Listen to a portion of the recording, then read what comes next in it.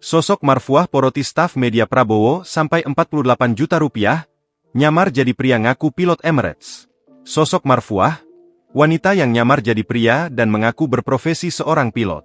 Marfuah pria jadi-jadian yang menyamar jadi pilot Emirates kini tengah menjadi sorotan. Di mana sebelumnya Marfuah memoroti staf media Prabowo bernama Kani Dwi Haryani hingga 48 juta rupiah. Kani merupakan staf media pribadi Presiden RI Prabowo Subianto sekaligus influencer TikTok yang memiliki lebih dari 115.000 pengikut. Kani mengaku mengalami penipuan dengan modus asmara oleh seseorang yang menyamar sebagai pilot Emirates. Bukan hanya perasaan yang dipermainkan, Kani juga mengalami kerugian materi hingga 48 juta rupiah. Semua berawal pada November 2024, saat sebuah akun Instagram bernama Febrianalis mengomentari unggahan Kani. "Salamin ke Pak Woyamba," tulis akun tersebut, mengaku sebagai Febrian Alaidrus, mantan pilot Garuda Indonesia yang kini bekerja di Emirates, Uni Emirat Arab. Kani yang membalas komentar itu dengan santai. Percakapan berlanjut ke pesan langsung dan akhirnya bertukar nomor WhatsApp.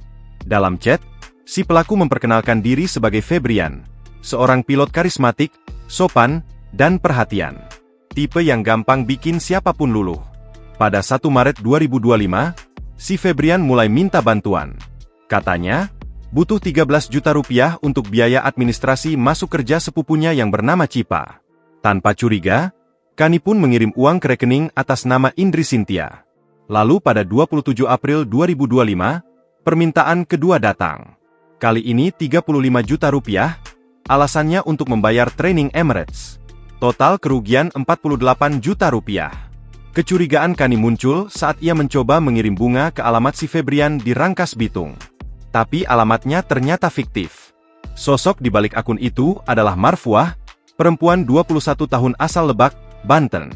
Total kerugian 48 juta rupiah. Tapi 20 rupiah jutanya sudah dikembalikan setelah saya grebek sendiri ke rumahnya.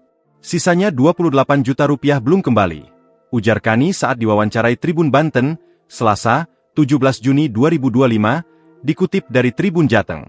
Tak berhenti di situ, Kani juga menemukan Marfuah menggunakan foto-fotonya saat bertugas di Istana Kepresidenan.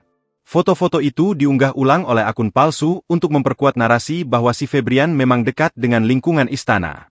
Keluarga pelaku sempat menunjukkan itikat baik dengan menawarkan pengembalian uang, tapi Kani memilih melapor ke Cybercrime Polda Banten. Dari penelusuran Kani, akun palsu tersebut juga diduga sudah menipu banyak orang.